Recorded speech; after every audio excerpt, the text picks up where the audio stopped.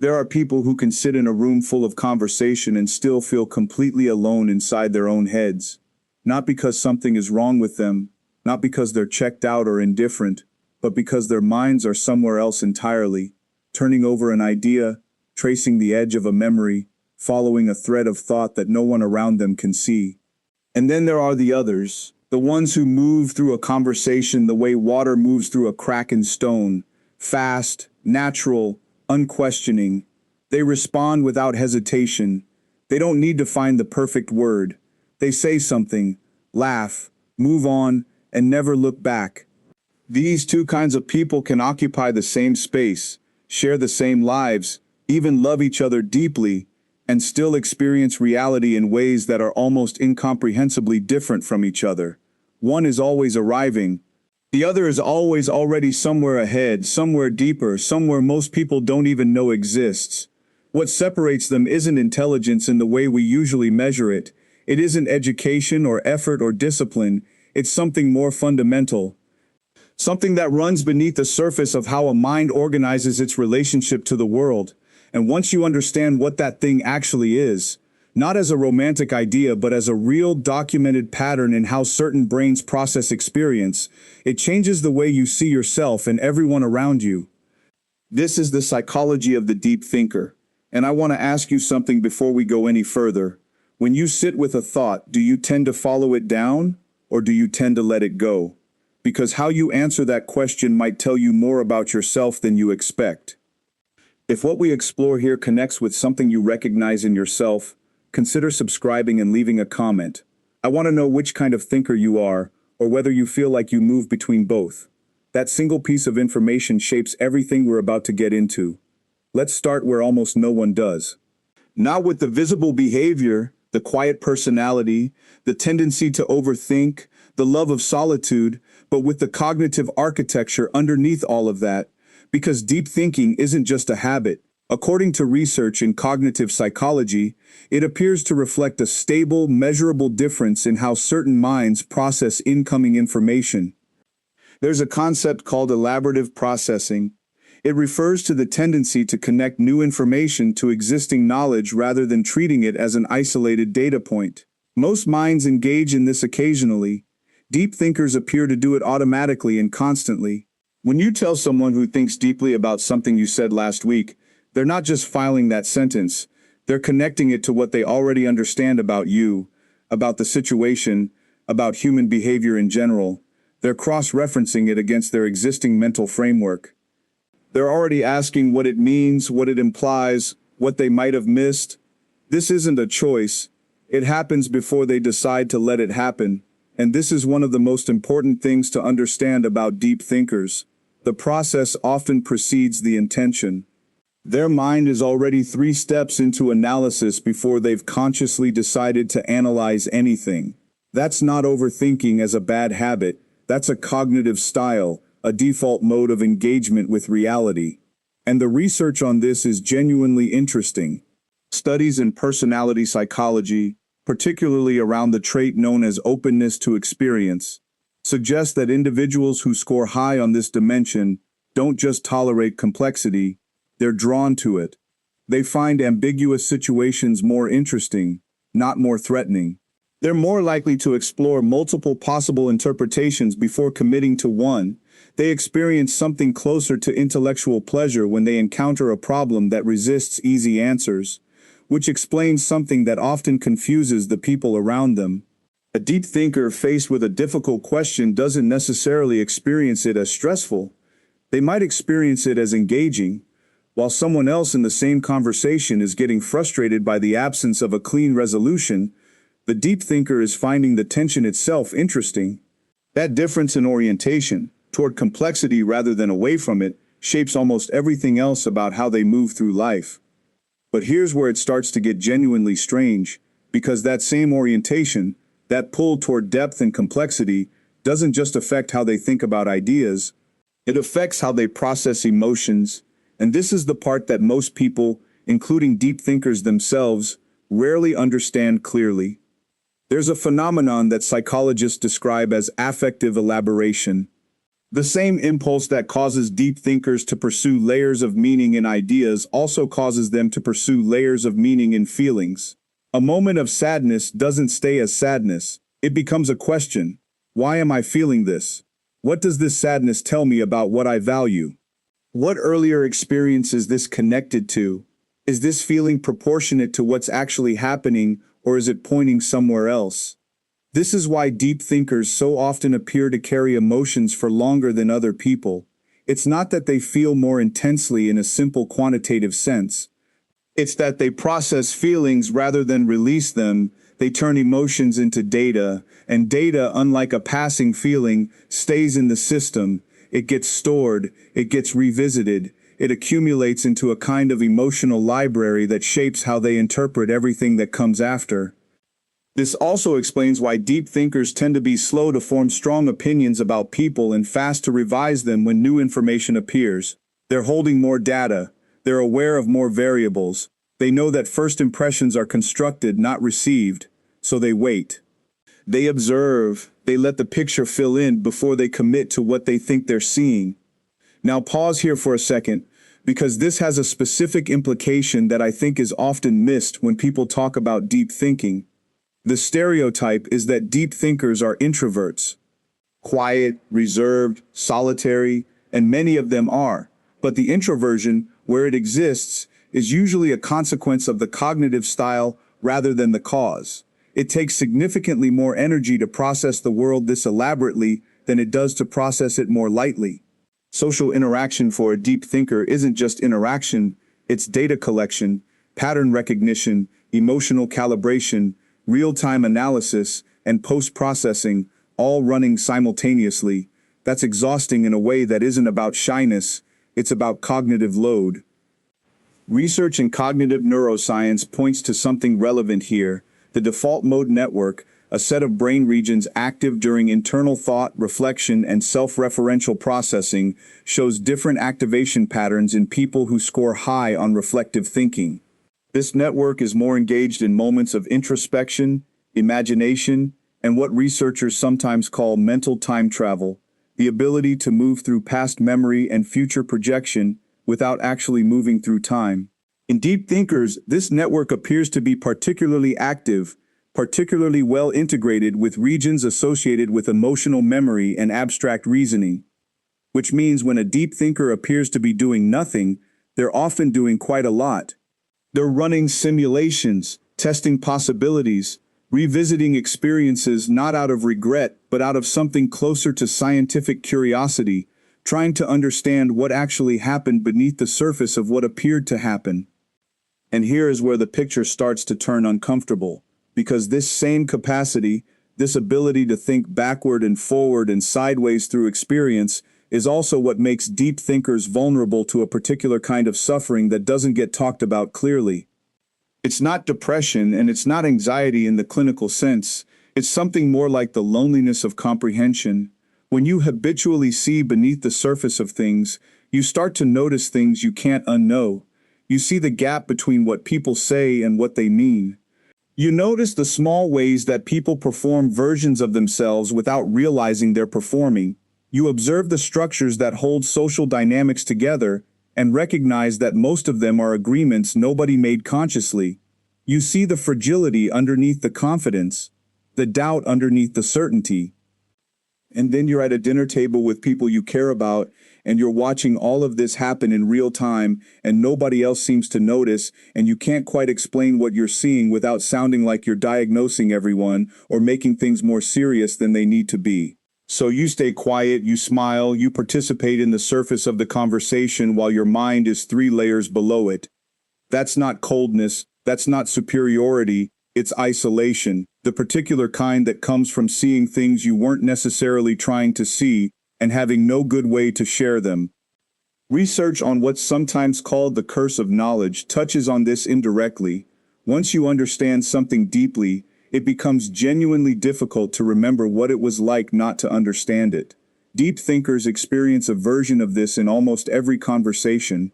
They've spent time with an idea that the person they're talking to is just encountering for the first time, and they struggle to reconstruct the path from here to there in real time.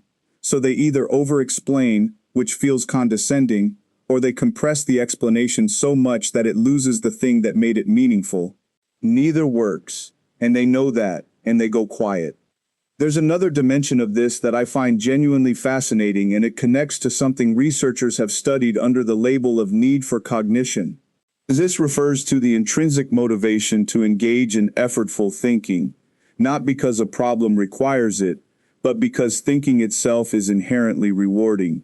People who score high on need for cognition seek out mental challenge the way other people seek out entertainment. They find something closer to pleasure in the act of working through a complex idea than in the resolution of that idea. The journey matters more than the destination. This has a very specific side effect that deep thinkers often don't fully recognize in themselves. They can become more comfortable with questions than with answers. Answers close things down, questions open things up, and a mind that's oriented toward exploration will often unconsciously resist resolution, because resolution means the exploration ends.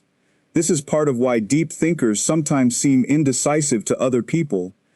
It's not that they can't decide, it's that deciding forecloses possibility, and a mind that loves possibility finds foreclosure uncomfortable. Every decision is also a small ending, and endings, even necessary ones, carry weight for people who think this way. Now let's talk about something that often gets completely missed in the conversation about deep thinking: the relationship between depth of thought and depth of feeling when it comes to other people. Because deep thinkers don't just analyze ideas, they analyze relationships. They read between lines. They remember small details, the tone someone used on a particular afternoon 2 years ago, the way someone's expression shifted when a certain topic came up, the one moment when someone seemed to let their guard down, and they hold these details as evidence of something true about that person, something the person might not even be fully aware of themselves. This can make deep thinkers extraordinary friends and partners. They see you, really see you, not just the version you're comfortable presenting. They ask the question nobody else thought to ask. They remember the thing you mentioned once in passing and never expected anyone to track.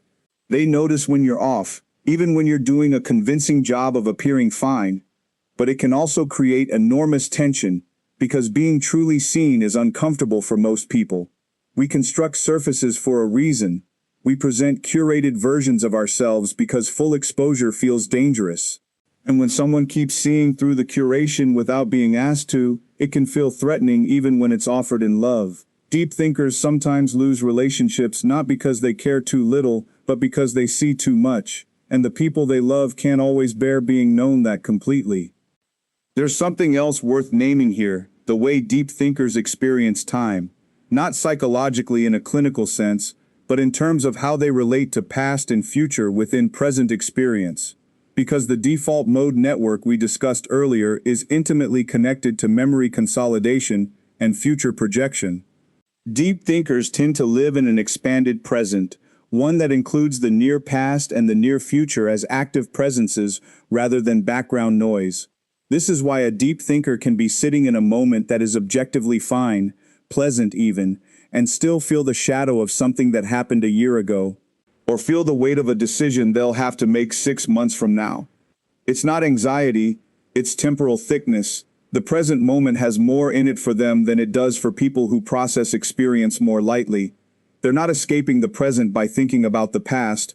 They're experiencing a present that includes more than just right now. What makes this particularly interesting from a psychological standpoint is that this same capacity is associated with higher levels of what researchers call temporal self-appraisal, the ability to evaluate your past and future self with some degree of accuracy and nuance. People who think deeply about experience tend to be better calibrated about their own patterns. They know what tends to trip them up. They recognize their own habitual responses. They can often predict, with surprising accuracy, how they'll feel after a decision, rather than just how they want to feel about it. This doesn't make them immune to self-deception, but it does mean that when deep thinkers do deceive themselves, they tend to know they're doing it on some level. There's often a quiet, uncomfortable awareness running underneath the comfortable story. They construct the comfortable story, but there's something underneath it that keeps tapping, and eventually they can't ignore it. They have to go back and look more honestly. That reckoning with their own self-deception is often one of the most uncomfortable and most important parts of how they grow.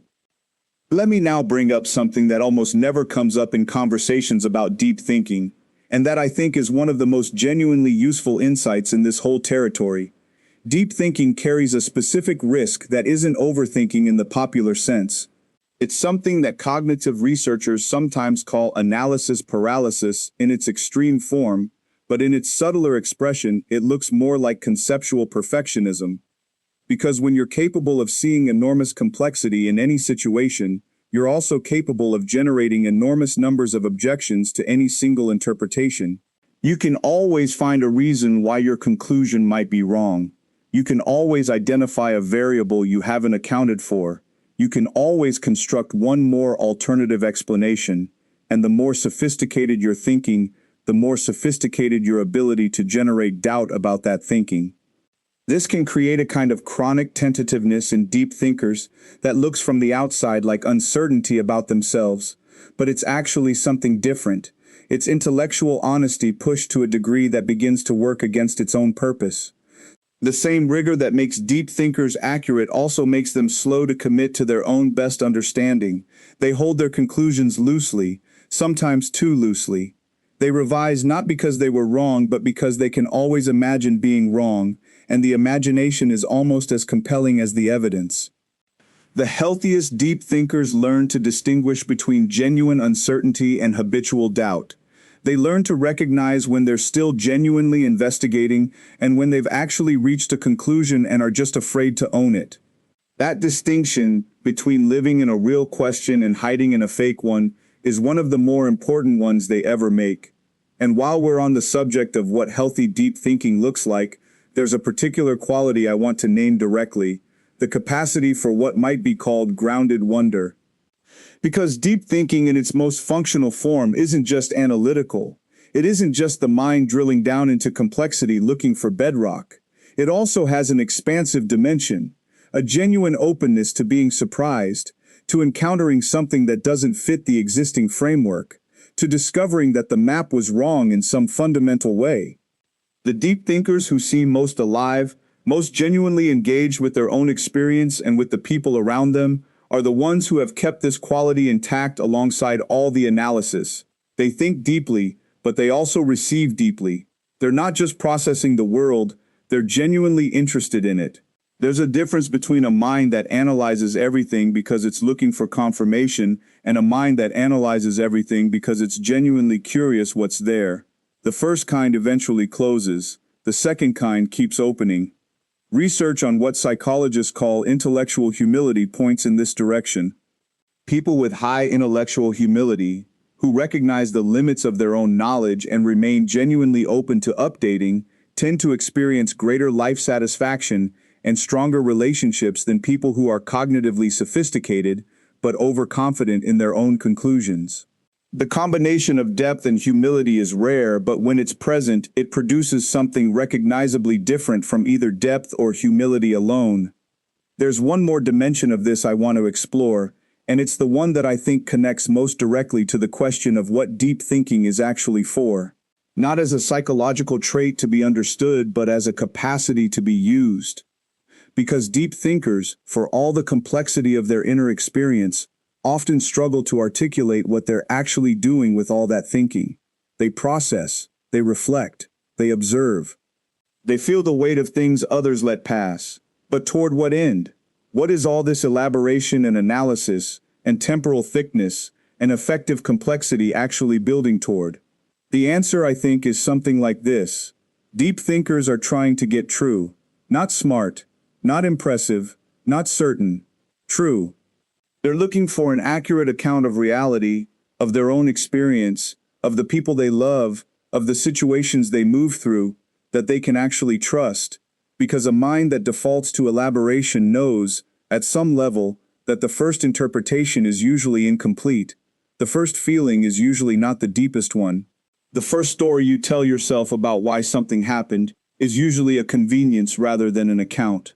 And so deep thinkers keep going back. They keep revising.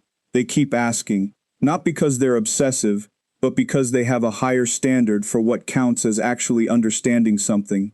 For them, a quick explanation that doesn't fully account for all the complexity isn't an explanation at all, it's a placeholder. This makes them extraordinarily valuable in situations where accuracy matters more than speed, in conversations that require genuine understanding rather than surface management, in relationships where someone needs to be truly heard rather than efficiently processed, in moments when the easy answer would do more damage than the slow, careful, honest one, and it makes them difficult in situations where speed is required and depth is a luxury. In environments that reward confident, fast, visible output over careful, slow, accurate analysis, in cultures that measure thinking by how quickly and decisively it produces action rather than by how honestly it reflects reality, deep thinkers in those environments often feel out of place. They feel too slow, too complicated, too uncertain. They watch people around them move with apparent confidence toward conclusions that the deep thinker knows are incomplete. And they either say nothing, which feels like complicity, or they say something, which immediately gets identified as the problem rather than the answer. This tension between the internal standard for genuine understanding and the external pressure for functional speed is probably the central ongoing tension in the life of a deep thinker. It doesn't resolve, it shifts. In some seasons it's manageable, in others it's consuming. But it never quite disappears, because it's built into the architecture of how they process the world. What changes is the relationship to it. The deep thinkers who seem most settled, most genuinely themselves, have usually reached a point where they've stopped apologizing for the pace of their own mind. They've stopped trying to perform the faster, more decisive, more immediately legible version of themselves that the world often seems to prefer. They've accepted that their mind moves the way it moves, that it sees what it sees, that the depth isn't a liability to be managed or a gift to be performed, it's simply how they're oriented. It's how they touch reality. And from that acceptance, something interesting becomes possible. Because when you stop spending energy trying to be shallower than you are, you have more energy for actually thinking well, for being present in the depth rather than self-conscious about it, for using what you see rather than being unsettled by the fact that you see it. The deepest thinkers I've come across, through research and through attention to how this pattern actually plays out in people's lives, seem to share something beyond the cognitive style itself. They've developed a kind of tolerance for not knowing that doesn't mean they've given up on understanding. They can hold a question without needing it to resolve on their timeline. They can sit with complexity without demanding that it collapse into clarity before they're ready to move. They've learned to trust the process of their own thinking in a way that doesn't require each stage of that process to immediately make sense. That tolerance, the ability to stay in the middle of something genuinely uncertain without manufacturing a false resolution just to feel finished, is maybe the hardest thing a deep thinker ever learns. And it's also, when they get there, the thing that makes them most interesting to be around, because they've become genuinely comfortable with the thing most people run from, not knowing yet, still figuring it out, letting the full picture emerge at whatever speed the picture actually emerges. There's a quality to conversations with people who have reached that point that's hard to describe exactly. It feels like being with someone who isn't trying to conclude anything about you, who's genuinely still interested in what they'll find out next, who isn't running their earlier understanding of you as the final word, who keeps that space open, the way genuinely curious minds keep space open for the version of you they haven't encountered yet. That openness isn't naivety. It isn't the absence of a framework. It's the presence of a framework that remains actively revisable, and that combination, sharp comprehension held loosely, the willingness to understand deeply while staying genuinely open to being wrong about what you understand, is the closest thing I know to wisdom in the way the word actually deserves to be used. So if you recognize yourself in any of this, in the elaborative processing, in the affective depth, in the temporal thickness, in the loneliness of comprehension, in the chronic tentativeness or the conceptual perfectionism, or the ongoing tension between your internal standard and external pace, then I want to say this to you directly. The thing you're doing when your mind keeps going deeper isn't a malfunction. It isn't something to be corrected or quieted or medicated into cooperation with a faster world. It's an orientation toward accuracy, toward truth, toward a kind of understanding that the world genuinely needs even when it doesn't always know how to reward. And the fact that it's uncomfortable, that it costs something, that it sometimes isolates you in ways you didn't choose and can't fully explain, that doesn't make it wrong, it makes it real. Before we close, if this reached something genuine in you, I'd love for you to subscribe and leave a comment. Tell me the part that resonated most specifically. Or tell me whether you think deep thinking has been more of a gift or a weight in your own life, because that question has more than one honest answer, and I want to hear yours. The final thing I'll say is this. There's a version of depth that turns inward and stays there, that becomes a closed loop of reflection feeding only itself. And there's a version that moves through the world, that takes what the inner life generates and brings it outward into relationships, into work, into conversations that shift something real in the people who have them. The first kind is protection. The second kind is contribution, and the difference between them isn't a difference in how deeply you think, it's a difference in what you do with the depth once you've found it. The world doesn't only need more thinking, it needs thinking that lands, that touches something. That leaves the person who receives it with a clearer view of themselves and the world they're moving through. Deep thinkers who find a way to close that loop, who take what they've understood and return it, carefully, honestly, in a form that actually reaches, those are the ones who change things. Not loudly, not visibly most of the time, but actually, in the places that matter, in the conversations that someone carries home and keeps thinking about for years. That's what depth, given back, looks like, and that's worth everything it costs to get there.